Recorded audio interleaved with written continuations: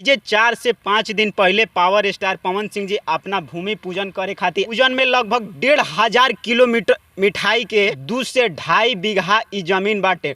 लगभग बड़ा हवेली बनावे वाला बाटे पावर स्टार पवन सिंह जी। पहले एगो ईंटा बिछावल बा, ओकरा बाद से ढलाई कइल गइल बाटे।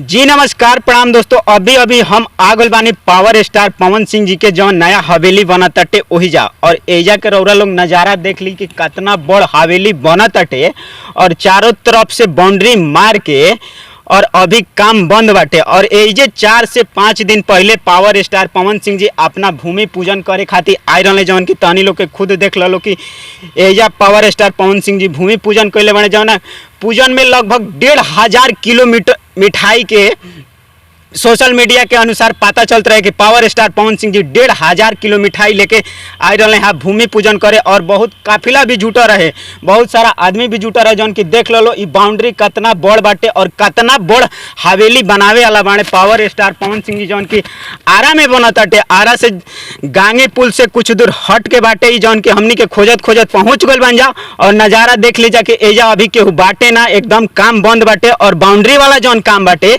उ सबके सब ओके हो गइल बाटे।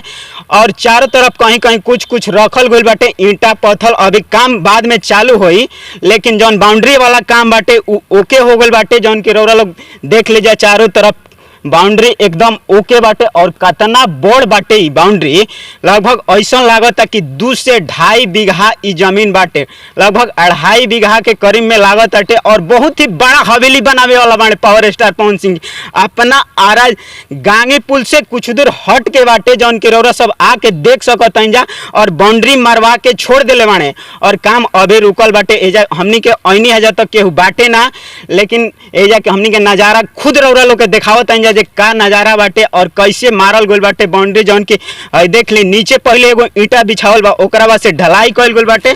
मतलब बाउंड्री में कोनो प्रकार के कमी नहीं है। अभी घर कहाँ बाटे बनी कि कब बनी, तले बाउंड्री कितना करोड़ लगा के मरवा देनी और कितना करोड़ के जमीन बा इहो नहीं है। लेकिन इतना बुझाता कि जौन ई जमीन बाटे लगभग 2.5 बीघा के करीब बाटे। रउरा लोग खुद देख लीजा कि रोड से एकदम जस्ट रोड से उतरत जा और पावर स्टार पवन सिंह जी के जौन हवेली बने वाला बाटे ओकरा में एंट्री करम जा, एकदम रोड के जस्ट बगले में बने वाला बाटे। और बाउंड्री देख लीजा चारों तरफ से, एक बार दिखा दो भाई कि कितना बड़ में बाउंड्री मारल गइल बाटे और कितना मजबूती से मारल गइल बा। काम एकदम परफेक्ट होखत बाटे, काम में कोनो कमी नहीं है। लेकिन अभी काम बन बाटे, लेकिन बहुत ही ज़्यादा जमीन लागत है, लगभग 2.5 बीघा के करीब बढ़ले बा। अगर केहू एजा रही तो हमनी के चाचा जी से पता करती जा कितना जमीन बाटे और कितना खर्चा बैठ गइल एकरा के बाउंड्री मारे में। लेकिन अभी एजा केहू बाटे ना, तो हमनी के ऐसा ही रउरा लोग के देखावत जा जे कितना में बाउंड्री मारल बाटे और का काम भइल बाटे।